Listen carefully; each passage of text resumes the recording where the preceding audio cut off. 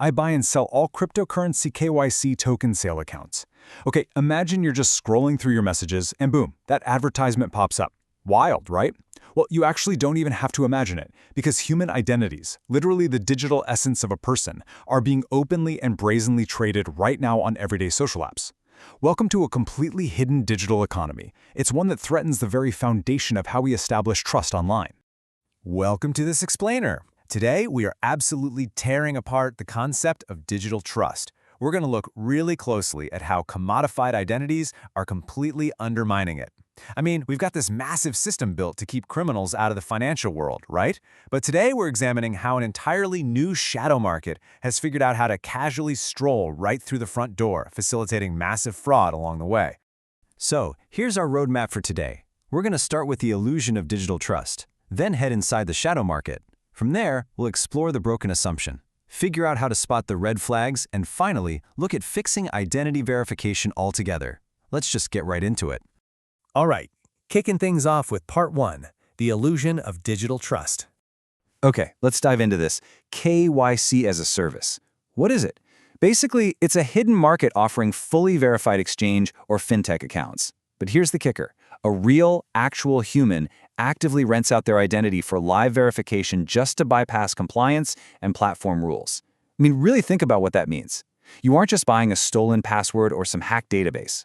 You are renting a real person who will literally sit in front of their webcam, hold up their valid government ID, and pass a live facial recognition check for you. They're acting as a digital proxy, handing over the keys to a squeaky clean account the exact second the compliance algorithms flash green. Which brings us to our second part, taking a look inside the shadow market and figuring out where exactly it lives. Now, you'd probably assume this level of organized cybercrime requires, specialized Tor browsers and deep dark web access, right? Nope. Listen to the platforms hosting this. Telegram, Discord, Facebook, Instagram, and various niche forums. This market is operating right out in the open. Research actually shows that only a tiny fraction of this activity happens on classic darknet markets these days. Instead, these are the exact same messaging channels already used for things like airdrop farming, OTC crypto deals, and, well, coordinating scams. It's happening right next door to your standard group chats. Honestly, you can often find them just by typing the word KYC into the search bar. 10 to 30 bucks. Seriously? Let that number sink in for a second. Financial institutions spend billions, with a B, building incredibly sophisticated compliance infrastructures to keep bad actors out. And yet, the cost to completely bypass those billion-dollar corporate firewalls? $10. You can rent a human identity for less than a premium Netflix subscription. No way, right? But it gets crazier. Some high-volume KYC actors actually rake in hundreds of dollars a week just by repeatedly renting their face and ID out to support risky platforms or outright scam projects. It's a massive irony of our digital age. The ultimate key to the global financial system is being traded for the price of a fast food meal. So, moving on to part 3, let's talk about the core vulnerability here, the broken assumption. And this brilliantly illustrates the massive cognitive dissonance happening right now in compliance. See, the intended KYC system is built entirely on one big assumption, that the verified user is the person actually controlling the account. But the reality down in the shadows? The verified user is just a rented identity, and a criminal is the one actually pulling the strings. Once a human identity becomes a tradable commodity, that vital link between a real-world person and their on-platform activity, it completely shatters. A platform thinks it's dealing with, say, a college student in London, when in reality, the account is being piloted by a highly coordinated cyber syndicate on the complete opposite side of the globe. And when that link breaks, we see a massive ripple effect of really severe financial crimes. First up, we've got money laundering. Criminals will route illicit funds through these quote-unquote clean KYC-verified accounts to distance themselves from any suspicious flows. Then there's sanctions and geofencing evasion. Users in restricted countries can just buy a front identity in a permitted region, allowing them to transact freely and totally bypass global financial blocks. And of course, exit scams and rug pulls. You know those fraudulent crypto projects where the supposedly doxed founders turn out to be completely fake? Yeah, they're just paid KYC actors. When the project inevitably collapses and millions vanish, law enforcement tracks down this paid actor who, surprise, surprise, knows absolutely nothing about where the money went. It makes recovery almost impossible.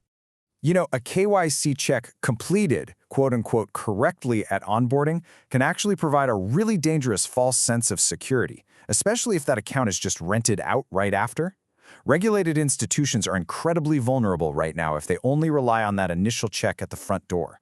They might be patting themselves on the back for a flawless document verification, completely unaware that a bad actor quietly took the steering wheel maybe 5 minutes after the approval email went out. All right, let's pivot to part 4, spotting the red flags. How do we actually detect this? So the train itself might be hidden in private Telegram chats, but here's the good news. The on-platform actions leave measurable data trails. Modern transaction monitoring tools and blockchain analytics try to surface these exact traces. Number 1, reused identity fingerprints. This basically means seeing the identical selfie or document data used across entirely different customers or projects, catching them in the act. Number 2, device and network inconsistencies. Imagine an identity logs in from Ohio, right? And then 30 minutes later, the exact same account connects via a VPN server in Eastern Europe using a totally different device profile. Huge red flag. And number 3, high-risk behavioral patterns, like a brand new, freshly verified account suddenly diving into massive peer-to-peer transfers using privacy coins or interacting with known scam clusters. The data is absolutely there, but only if compliance teams start treating this specific type of KYC abuse as its own distinct risk category. Now, what's really interesting about this next insight is the human element on the defense side. Listen to this observation from Anthony Orlando, Director of Fraud Operations. He points out a surprisingly bold insider threat. He notes that really sophisticated criminal organizations are actually likely targeting the employees of financial institutions and fintechs directly. Why? To gather intelligence on exactly how these KYC programs work from the inside, so they know exactly how to circumvent them. These criminals aren't just blindly trying to beat the algorithm anymore. They're actively scouting the real people who build the defenses, trying to map out exactly where the platform's blind spots are. Wild stuff. Which leads us to our final section, Part 5, Fixing Identity Verification and the Future of Digital Trust. So the industry is moving from one-time KYC to continuous identity assurance. And honestly, it makes total sense. Because of the explosion of cheap AI-generated documents, highly realistic deepfakes, and of course this rampant KYC actor industry we've been talking about, traditional document checks are just incredibly vulnerable right now. The whole cat-and-mouse game has evolved. A simple one-and-done check at onboarding just doesn't cut it anymore. The industry absolutely must adapt to ongoing dynamic verification, systems that constantly ask, hey, is the person behind the screen right now actually the same person who opened this account?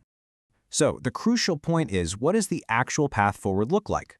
Well, the industry has to shift to continuous identity assurance, meaning we combine device intelligence, biometrics, and behavioral profiling all together. We also need much tighter controls around account sharing. That means stronger device binding and anomaly-based rechecks the very second an account's usage patterns suddenly change. Plus, we've got to start integrating dedicated intelligence about these specific KYC actor networks straight into internal risk scoring. And for policymakers, this means shifting toward outcome-based regulation. It can't just be about ticking a compliance box that says you collected a passport photo. It has to be about proving whether the platform can actually detect and stop these rented identities out in the real world. All of this leaves us with a pretty provocative question for the digital age. Is traditional, document-based KYC already obsolete? Think about it. As platforms expand and global compliance strictness goes up, the economic incentive to just outsource or rent an identity is only going to skyrocket. Understanding this verified account economy is definitely no longer optional for anyone involved in digital security. It is literally the new front line of cybercrime. Anyway, I really hope this explainer has given you a powerful new lens on how digital trust is built, and unfortunately, just how easily it can be bypassed. Keep a close eye on your digital footprints, stay curious, and hey, thanks for joining me today.